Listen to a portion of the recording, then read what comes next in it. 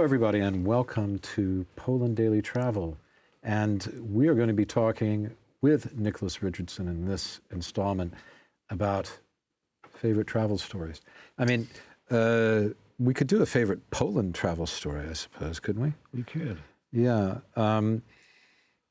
Mine would be, I was talking about one of my initial travel stories, and that was when I came to Poland and was whisked away to a magical place, the Mazury Lakes. Well, they're very nice, yes. Yeah, by a couple of ladies that I knew when I was a reporter. I came from London, and I was whisked away to the Mazury. They said, no, you're coming with us. So they grabbed me. We were all young, jumping around, you know, just kids, crazy kids. And we decided to, we jumped in the car, and they took me up to the Lake District, which I'd never been to. Didn't know anything about it. I didn't know that it used to be Prussia. I just hadn't, you know, if I thought about it, I guess I would have realized it, but wasn't even sure where I was going. And there was something really nice about that in the old days, not knowing anything, and you turn up in a place, you haven't read about it, nothing, and it reveals its secrets to you in this way. And very nice company in this case. It's a very beautiful part of Poland. It is, yeah, and of old Prussia as well. So have you been to the Mazury, to the Lake District? I have, yes. I'm looking forward to the next time. Another trip I did was quite interesting was when I first came here, we were doing a due diligence on a brewery. So we went up to Gdansk, but the brewery had a sort of sub-brewery in Braniewo, just by the Russian border, or the Kaliningrad border. So driving from Gdansk through that northern part, very beautiful countryside, which was, of course, really old East Prussia.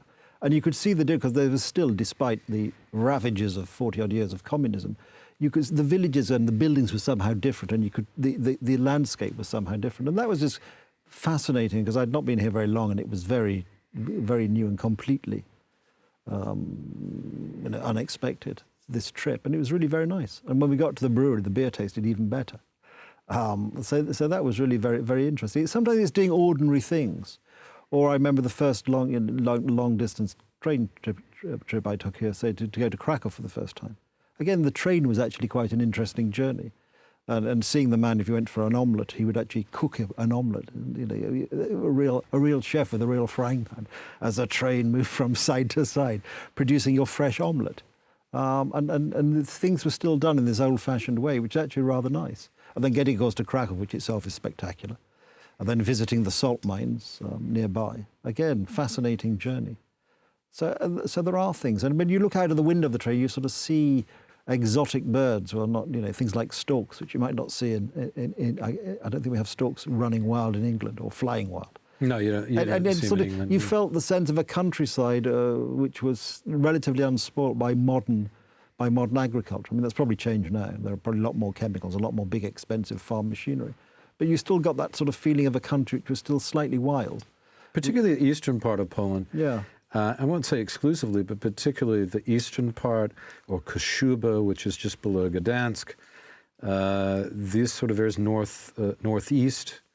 Again, the Mazury is pretty crowded, but once you get out of the main part of it, towards Lithuania, Belarus, any of these areas to the east, particularly, are less traveled and have these kind of experiences. Yeah.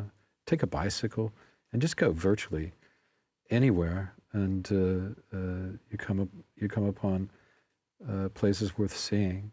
It's very pleasant, really.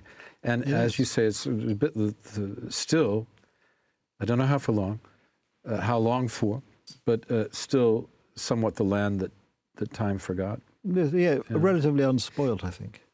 And you can still, you know, if you're not on the major trains, you can still get your omelet cooked, and it's not too. This still goes on. These kind of what do you call it? Well, your culinary experiences. Is that too big a word? No. Too big a phrase? No, I don't think so. Yeah, and I enjoy that. I still think I enjoy the train travel, because train travel is still so ordinary and part of life here, matter of fact. It's not like that in the United States. No. It is in England much more. But, I mean, outside of Alaska, which is full service train travel, I don't think there's any place. It's just commuter stuff. Whereas here, it's everything. It's families. It's yes, it is. It's people just moving from place to place, not necessarily for business. And the trains here are generally very punctual as well. That's true. And without even having Mussolini. Without having Mussolini. To make them run on time, exactly. as they used to say about him. Yes. Was he noted for any other great achievements apart from making the trains run on time? Great speeches. Great speeches. Yeah. Yes. No, I don't think they were great. No. A lot of gesticulation and getting excited. Yeah. Well, that seemed to be very proud of himself. The way they did that in the 1930s. He had that sort of Putin-esque chest-bearing thing about him, didn't he? Yeah, he used to like to the chin up. Chin up, arms folded, and a lot of this, and without the shirt on, you know, a bit like a rock star. Yeah. But yeah, Freddie Mercury does fascism. Freddie Mercury used to do that too. At any rate, this is neither here nor there for travel. No. But we're here. We're not there. We're in the studio in Warsaw. I'm here with Nicholas Richardson, and we'll see you on the next segment. Thank you very much for watching.